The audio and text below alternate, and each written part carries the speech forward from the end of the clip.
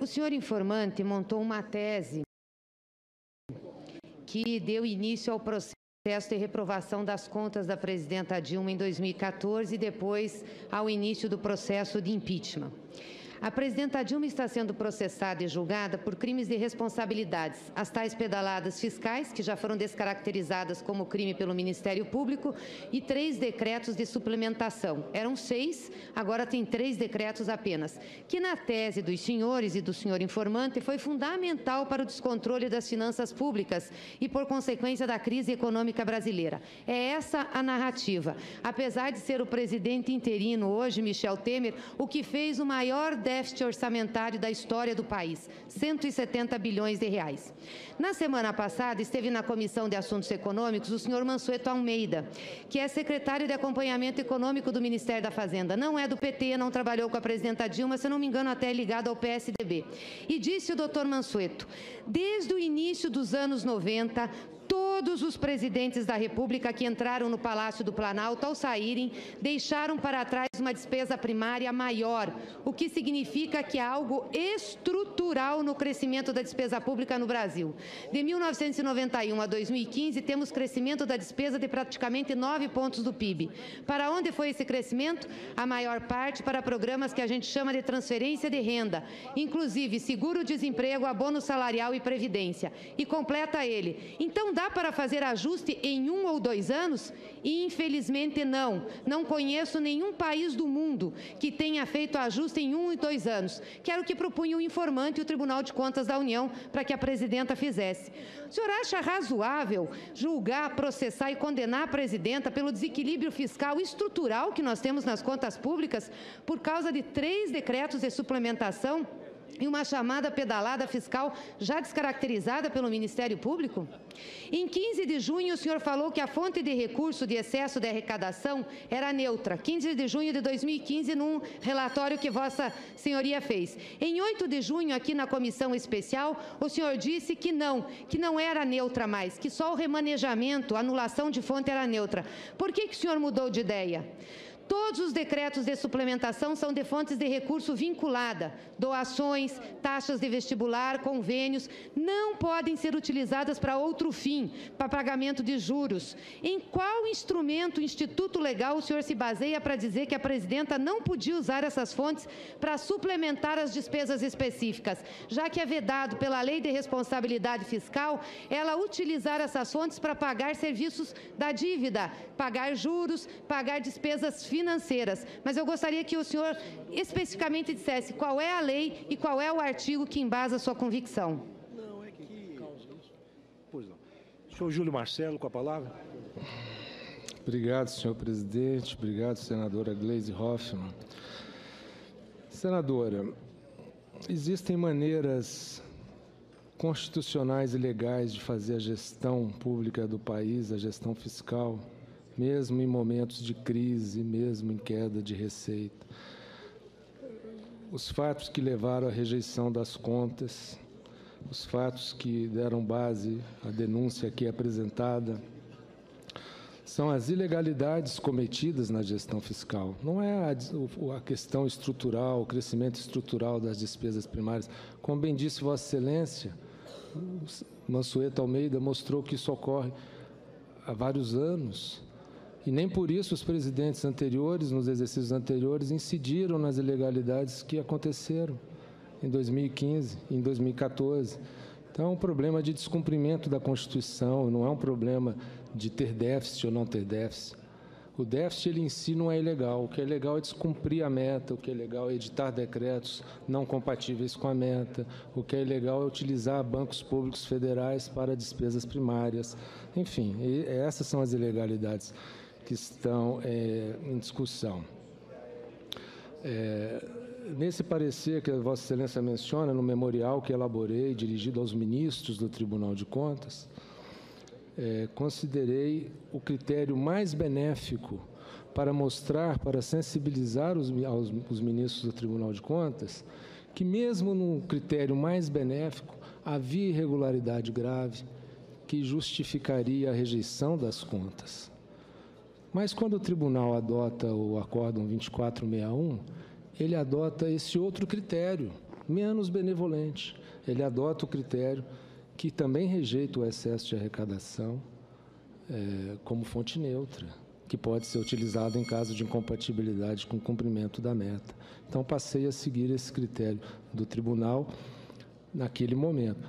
Disse aqui do Senado que ainda considero que até a questão da anulação de despesas é passível de discussão e, no limite, não deveria haver decretos suplementares utilizando essa fonte, porque essa autorização do Senado prevê um estado de gestão das contas que não está presente.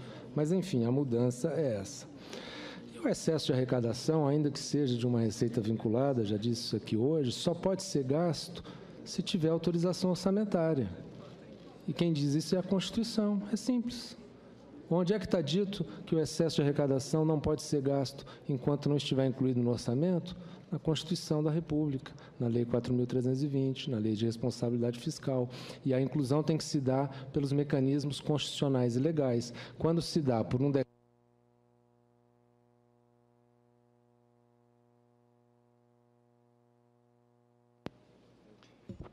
Senadora Gleisi, para a réplica.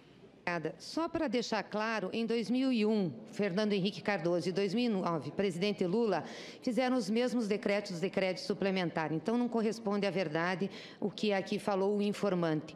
Eles também fizeram os mesmos decretos que a presidenta. O que nós estamos vendo aqui, senhor presidente, é que o procurador, junto ao Tribunal de Contas da União, foi parte ativa para armar esse processo de impeachment que nós estamos vivenciando hoje. Foi ele quem preparou a representação do Tribunal de Contas para que o tribunal se manifestasse sobre as pedaladas, porque ele deu várias entrevistas e depoimentos, utilizando-se do institucional do Tribunal de Contas, falando que as pedaladas foram parte de um plano para garantir o segundo mandato da presidenta Dilma, convocou e participou da manifestação da rampa no TCU, cobrando a rejeição das contas, idealizou e organizou um evento promovido pela Associação Nacional do Ministério Público de Contas, em outubro de 14, mês das eleições, intitulado Por que o Brasil Cresce Pouco?, sendo que todos os convidados para o evento eram opositores à política econômica do governo Dilma. Eram Marcos Lisboa, Raul Veloso, Samuel Pessoa, Marcos Mendes. Ele não estava interessado em discutir política econômica, ele estava interessado em julgar a política econômica da presidenta Dilma. E, portanto, ele desdenhou na Comissão Especial de Impeachment, quando eu lhe perguntei se o Tribunal de Contas tinha emitido alertas ao governo sobre o novo entendimento em relação às pedaladas e às edições de decretos, já que o presidente Fernando Henrique e o presidente Lula tinham editado decretos exatamente iguais aos da presidenta. Ele desdenhou e disse o seguinte, que o TCU não era babá de governo, indo contrário, inclusive, à Lei de Responsabilidade Fiscal, que manda o TCU colocar alertas quando muda posicionamento ou quando vê algo de errado. Fica claro que o seu interesse não é de orientar a melhor prática na gestão fiscal pública. O seu interesse era, sim, tão somente julgar e condenar a presidenta Dilma. Tem lado, tem militância, é um dos mentores intelectuais do que nós estamos vendo aí. Fez várias confusões, conceitos sobre decreto de contingenciamento, decreto de crédito, considerou uma fonte como neutra, depois desconsiderou, disse que a Lei de Responsabilidade Fiscal tinha a meta orçamentária e não a meta fiscal. Não se comportou com isenção devida de um procurador guardião da legalidade e da imparcialidade. Foi durante todo esse tempo artífice e militante de uma causa. Senadora, eu preciso registrar para esse processo e para a história o posicionamento desse senhor que Vossa Excelência mesmo desqualificou como testemunha para informante. Muito obrigada. Bem, eu queria reiterar o apelo que fiz com base em questões de ordem e em pedidos de palavra pela ordem, no sentido de que esta fase é a fase de interrogatório das testemunhas, dos informantes, dos depoentes, e não para pronunciamentos de natureza política data vênia, porque é outra fase em que isso será possibilitado. Eu tenho o maior respeito pelos integrantes desta casa, mas preciso fazer esta advertência e quero dizer que daqui para frente serei muito rígido em exigir que se façam perguntas objetivas para aqueles que estão aqui à disposição das senadoras e dos senadores. O senhor Júlio Marcelo, quer responder? Não, mas por favor, tem direito de senhor responder. presidente. Muito obrigado, senhor presidente. Apenas para dizer, em 2001, Fernando Henrique estava sob a égide de um ordenamento jurídico em que se poderia fazer abertura de crédito por medida provisória. Inclusive, a meta podia ser alterada por medida provisória. A meta fiscal. Posteriormente, com a emenda constitucional 32, que vedou que medida provisória tratasse de assunto orçamentário, isso não foi mais autorizado por medida provisória. O presidente Lula, desconheço que ele tenha utilizado decretos de abertura de crédito de maneira incompatível. Isso até agora não apareceu. O que se fala é em decreto de contingenciamento, decreto de abertura de crédito em um momento. Fizemos um seminário Por que o Brasil cresce pouco, porque é do interesse do Ministério Público de Contas discutir conjuntura econômica brasileira. E não tinha sentido discutir isso naquele momento com economistas do governo, porque os economistas do governo estavam negando que o Brasil tivesse até em recessão, né? Naquela época se dizia, o Brasil está crescendo. Não, na verdade, eles diziam assim, não, o Brasil não está crescendo pouco, está crescendo muito. Na verdade, o Brasil está crescendo pouco. A questão dos alertas, por favor. O TCU... Olha, deixa eu esclarecer uma coisa para os senadores. Eu não falei isso para ninguém, não seria obrigado a dizer, mas faço questão de registrar aqui nesse dia histórico, para que fique para a história. Em 2010, eu votei na presidente Dilma. Em 2010, eu votei na presidente Dilma. Então, eu não sou militante anti-Dilma, mas na minha função, encontrando ilegalidades desta envergadura, eu sou obrigado, por ofício, a apontar as ilegalidades. Olha, a presidência certamente não poderia votar na presidente Dilma depois de tudo que ela fez em 2013, 2014. Pois não.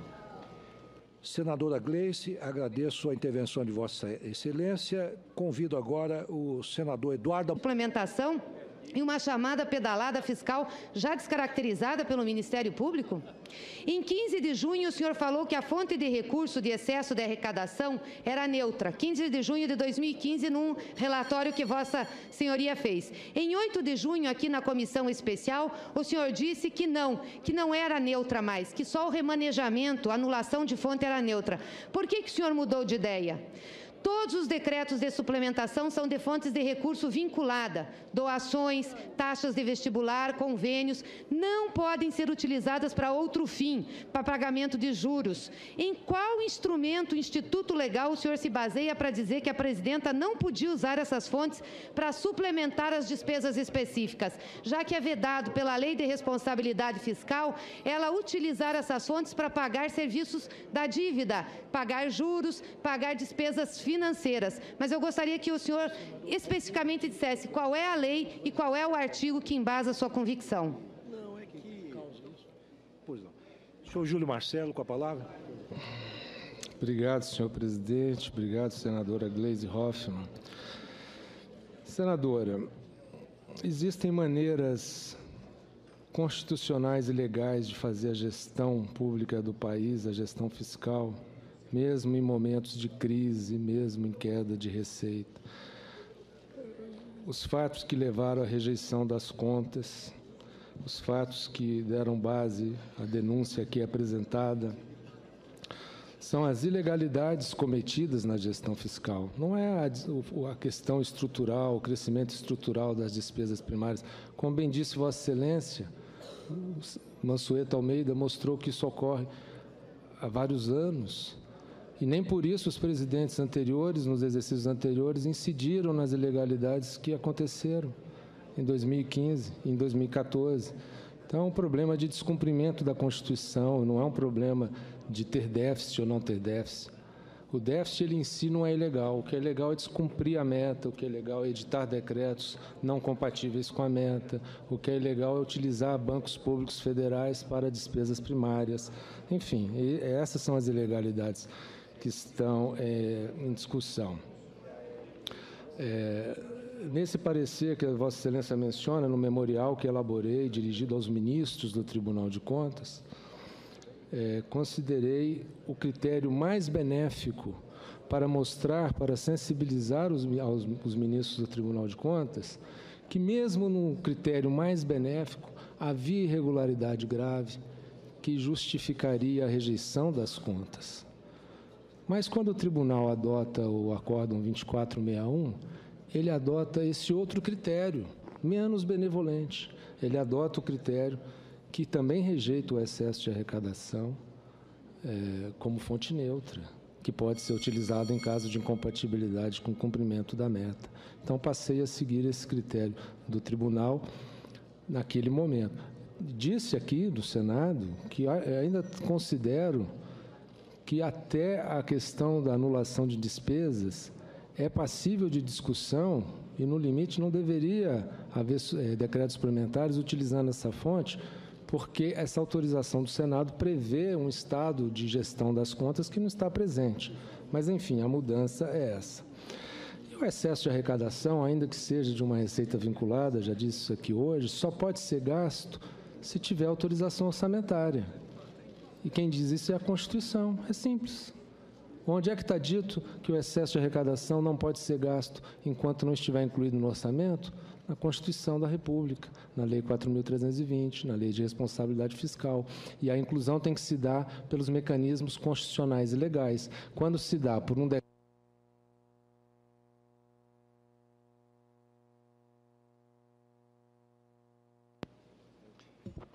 Senadora Gleisi, para a réplica. Só para deixar claro, em 2001, Fernando Henrique Cardoso, e 2009, presidente Lula, fizeram os mesmos decretos, os decretos suplementares. Então, não corresponde à verdade o que aqui falou o informante. Eles também fizeram os mesmos decretos que a presidenta. O que nós estamos vendo aqui, senhor presidente, é que o procurador, junto ao Tribunal de Contas da União, foi parte ativa para armar esse processo de impeachment que nós estamos vivenciando hoje.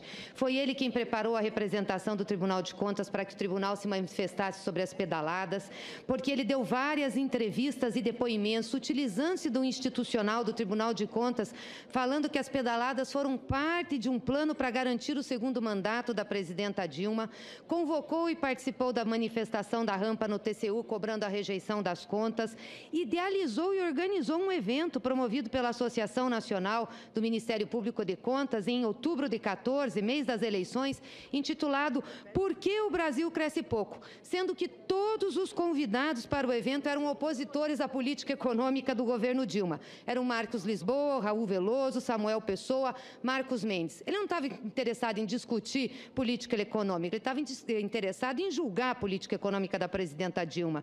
E, portanto, ele desdenhou na Comissão Especial de Impeachment, quando eu lhe perguntei se o Tribunal de Contas tinha emitido alertas ao governo sobre o novo entendimento em relação às pedaladas e às edições de decretos, já que o presidente Fernando Henrique e o presidente Lula tinham editado decretos exatamente iguais aos da presidenta. Ele desdenhou e disse o seguinte, que o TCU não era babá de governo, indo contrário, inclusive, à Lei de Responsabilidade Fiscal, que manda ao TCU colocar alertas quando muda posicionamento ou quando vê algo de errado. Fica claro que o seu interesse não é de orientar a melhor prática na gestão fiscal pública. O seu interesse era, sim, tão somente julgar e condenar a presidenta Dilma. Tem lado, tem militância, é um dos mentores intelectuais do que nós estamos vendo aí. Fez várias confusões, conceitos sobre decreto de contingenciamento, decreto de crédito, considerou uma fonte como neutra, depois desconsiderou, disse que a Lei de Responsabilidade Fiscal tinha a meta orçamentária e não a meta fiscal. Não se comportou com isenção devida de um procurador guardião da legalidade e da imparcialidade. Foi durante todo esse tempo artífice e militante de uma causa. Senadora, eu preciso registrar para esse processo e para a história o posicionamento desse senhor que Vossa Excelência mesmo desqualificou como testemunha para informante. Muito obrigada. Bem, eu queria reiterar o apelo que fiz com base em questões de ordem e em pedidos de palavra pela ordem, no sentido de que esta fase é a fase de interrogatório das testemunhas, dos informantes, dos depoentes, e não para pronunciamentos de natureza política data vênia, porque é outra fase em que isso será possibilitado. Eu tenho o maior respeito pelos integrantes desta casa, mas preciso fazer esta advertência e quero dizer que daqui para frente serei muito rígido em exigir que se façam perguntas objetivas para aqueles que estão aqui à disposição das senadoras e dos senadores. O senhor Júlio Marcelo, quer responder? Não, mas por favor, tem direito de responder. Presidente. Muito obrigado, senhor presidente. Apenas para dizer, em 2001, Fernando Henrique estava sob a égide de um ordenamento jurídico em que se poderia fazer abertura.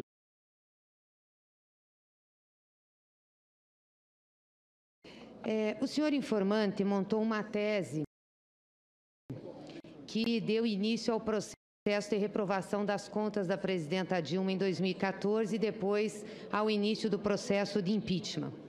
A presidenta Dilma está sendo processada e julgada por crimes de responsabilidades, as tais pedaladas fiscais, que já foram descaracterizadas como crime pelo Ministério Público, e 3 decretos de suplementação. Eram 6, agora tem 3 decretos apenas, que na tese dos senhores e do senhor informante foi fundamental para o descontrole das finanças públicas e, por consequência, da crise econômica brasileira. É essa a narrativa. Apesar de ser o presidente interino hoje, Michel Temer, o que fez o maior déficit orçamentário da história do país, 170 bilhões de reais.